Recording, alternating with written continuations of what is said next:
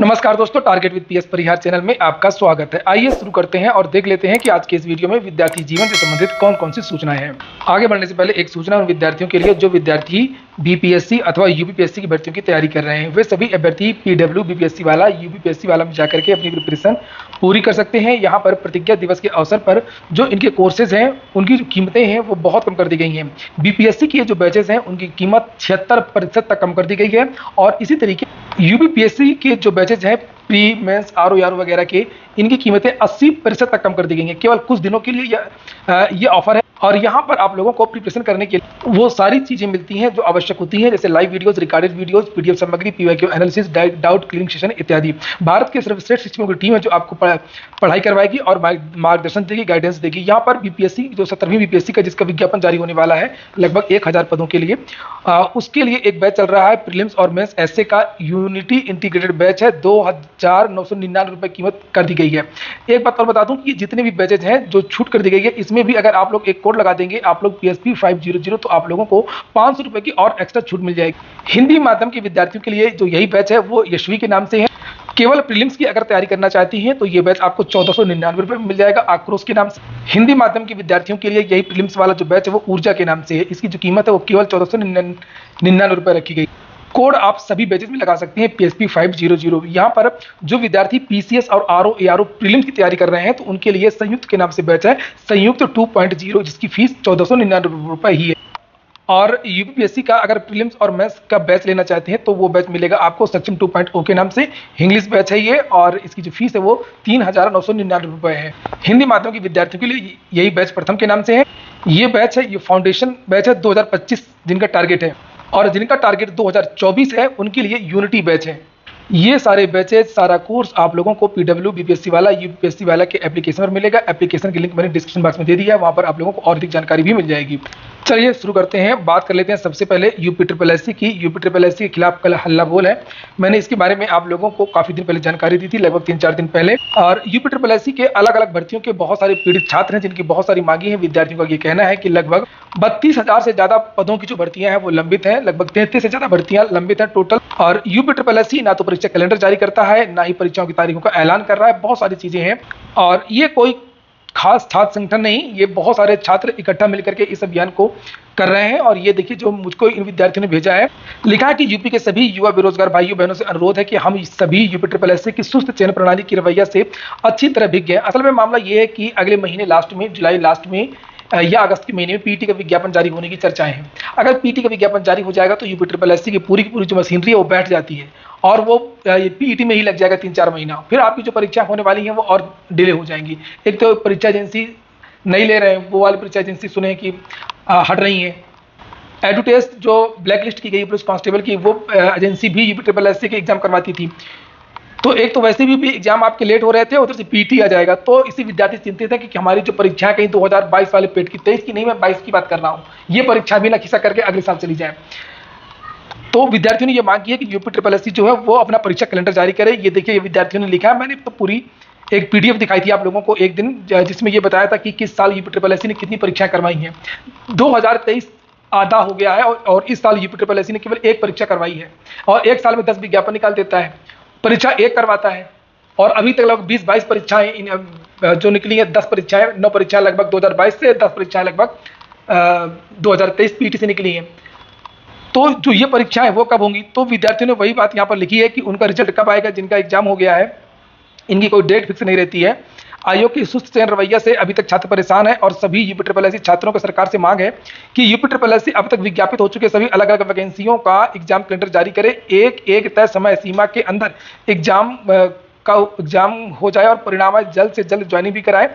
और इसके लिए 1 जुलाई को पहले विद्यार्थी, जो मेरी अभी बात हुई, विद्यार्थी मुझको फ़ोन किया था कि अभी तो विद्यार्थी ये ट्विटर अभियान चलाएंगे। कल कुछ विद्यार्थी दूसरी टीम में है, अभी युवा मंच की, वो जा रही कल मुख्यमंत्री दरबार में, तो मैं उसके बारे में बाद में जानकारी दूंगा।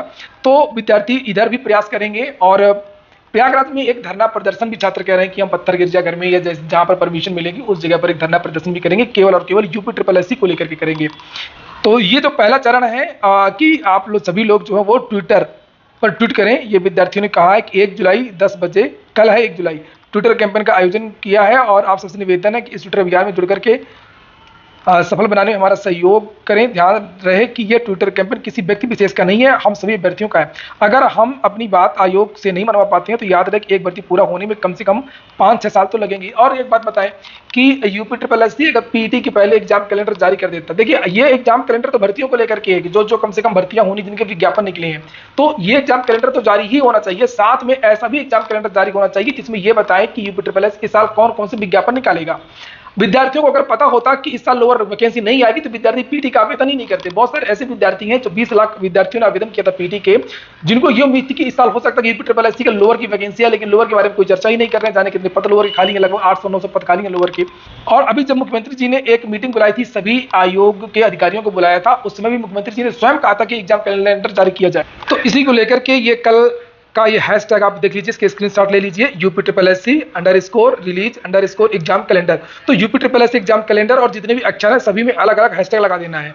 इसको आप लोग स्क्रीनशॉट ले लीजिए, टाइप भी कर सकते हैं, सिंपल है। और नहीं तो आप मेरे टेलीग्राम पर जाकर के सीधे वहां से कॉपी कर लीजिए और पेस्ट मार दीजिएगा।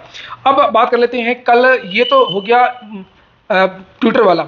कल कुछ जो छात्र हैं वो यूपीएससी जा रहे हैं युवा मंच की टीम की तरफ से।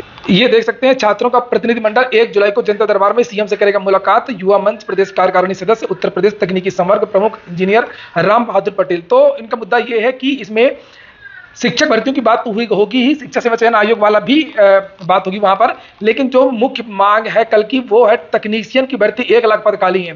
ट्यूबवेल ऑपरेटर की भर्ती नहीं है, जूनियर इंजीनियर की भर्ती, ए की भर्ती, रेडियो ऑपरेटर जैसे बहुत सारे जो पद हैं वो रिक्त हैं। और लिखा कि ट्यूबवेल ऑपरेटर के 9700 पदों समेत विभाग में रिक्त पड़े 19,000 पदों को अधियाचन भेजने का आश्वासन दिया गया था। अभी तक चयन प्रक्रिया कार्रवाई प्रारंभ नहीं हुई। और इसी तरह बिजली महकमे में 72,000 से ज्यादा सृजित पदों में लगभग 50% पद खाली पड़े हैं। कमोबेश की हाल जल निगम, नगर निगम, परिवहन, ग्रामीण अभियंत्रण विभाग समेत अन्य विभागों में। उन्होंने बताया कि तकनीकी संवर्ग के विभिन्न विभागों के प्रतिनिधि छात्रों को जनता दरबार में मुख्यमंत्री से मुलाकात हेतु लखनऊ बुलाया गया है। अगर मुख्यमंत्री की ओर से ठोस आश्वासन नहीं मिला तो आगे की रणनीति पर विचार किया जाएगा।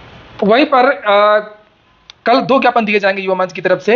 एक तो तकनीकी संवर्ग की भर्ती को लेकर के, और दूसरा जो प्रदेश में विभिन्न विभागों में लाखों पद रिक्त हैं तो उसको लेकर के ये पूरा का पूरा जो ज्ञापन है ये मांग की गई है। बताया भी गया है कि कितने पद रिक्त हैं प्राथमिक में, कितने पद टीजीटी पीजीटी में। लोक सेवा आयोग, यूपीएससी की भर्तियां, एलटी ग्रेड और जो पेपर लीक वगैरह हो रहे हैं, सारे जो मुद्दे हैं कल उनके सामने रखे जाएंगे। और जानकारी मिली है कि कल मुख्यमंत्री वहां पर रहेंगे, क्योंकि अभी कुछ दिनों से मुख्यमंत्री बैठ नहीं रहे थे जनता दरबार में। उनके जो सचिव वगैरह हैं, जो अन्य अधिकारी हैं, वही ज्ञापन ले रहे थे। और इन्हीं सब सवालों को लेकर के युवा मंच के जो प्रतिनिधि हैं और सभी लोग कल ही 1 जुलाई को एनी बेसेंट स्कूल छोटा बखाड़ा प्रयागराज में एक संवाद का कार्यक्रम भी है। तो यहाँ पर भी विद्यार्थी पहुंच सकते हैं, अपनी बात रख सकते हैं। क्योंकि भर्तियों में लेट लतीफी हो रही है, कोई ठोस चीजें निकल करके नहीं आ रही हैं, तो इसको लेकर के युवा मंच की तरफ से अभियान चलाया जा रहा है। अगली सूचना है यूपीएससी एपीएस में जो टाइपिंग शॉर्ट हैंड दूसरे चरण की जो परीक्षा हो रही है उसको लेकर के बहुत सारे जो विद्यार्थी हैं वो टेलीग्राम चैनल पर और व्हाट्सएप पर मैसेज कर रहे हैं कि 28 जून को जो परीक्षा हुई थी उस परीक्षा में लाइट चली गई थी, पता नहीं क्या समस्याएं थी, और विद्यार्थियों की परीक्षा में व्यवधान हुआ है और इन विद्यार्थियों की जो परीक्षा है वो दोबारा होना चाहिए। लिखा क्या क्या व्यवधान हुआ है, लिखा परीक्षा केंद्र पर परीक्षा के समय जो अव्यवस्थाएं हुई थी उसमें सुबह 8 बजे से लेकर के शाम को 4 बजे तक का समय लिया जाना, बार बार बिजली की कटौती से टाइपिंग करते समय कंप्यूटर का बंद हो जाना, कंप्यूटर से अबाध संचालन के लिए बिजली का बैकअप का ना होना, बिजली कटौती के कारण अभ्यर्थी तथा संस्था को 2 से बार बार जो है बिजली चली जाती थी, शॉर्ट हैंड व टाइपिंग करते समय कंप्यूटर स्क्रीन का बंद हो जाना, जिससे दिए गए 5 मिनट के समय का हानि होना, शॉर्ट हैंड श्रुति लेखन के लिए वाक्यों को बोलने में वक्ता द्वारा बीच बीच में धीमी आवाज़ में बोलना, जिससे आखिर में बैठे अभ्यर्थी को सुनने में समस्या होना, शॉर्ट हैंड श्रुति लेखन में दिए गए एप्लीकेशन में टाइप करते समय शब्दों में संशोधन नहीं होना। और यहाँ पर विद्यार्थियों ने कुछ नंबर भी लिखा हुआ है कि जिन विद्यार्थी ये है नंबर 7007507803। जो भी इस तरीके के पीड़ित विद्यार्थी हो इस नंबर पर कांटेक्ट कर सकते हैं। और ये एक दूसरा नंबर भी है 7271833164। मुझसे विद्यार्थियों ने कहा था कि सर इसमें क्या हो सकता है, तो मैंने तो बता दिया भाई जो विद्यार्थी हो इन लोगों से कांटेक्ट कर लें और आप लोग लोक सेवा आयोग में जाकर के एक ज्ञापन दे दीजिए, एप्लीकेशन दे दीजिए। और लोक सेवा आयोग की एक ईमेल आईडी है, आप उसके द्वारा भी भेज सकते हैं, अथवा काउंटर है वहाँ पर भी जाकर के ज्ञापन दे सकते हैं। और ये व्हाट्सएप पर ये विद्यार्थियों ने भी भेजा, टेलीग्राम में भी आप देख रहे थे, ये व्हाट्सएप पर भेजा। तो ये विद्यार्थी मंडे यानी कल जा रहे हैं आयोग। तो जो भी विद्यार्थी इस तरीके के पीड़ित विद्यार्थी हो सोमवार को जाकर के ज्ञापन दे सकते हैं। आज की वीडियो में इतना ही। पूरा वीडियो सुनने के लिए बहुत बहुत धन्यवाद।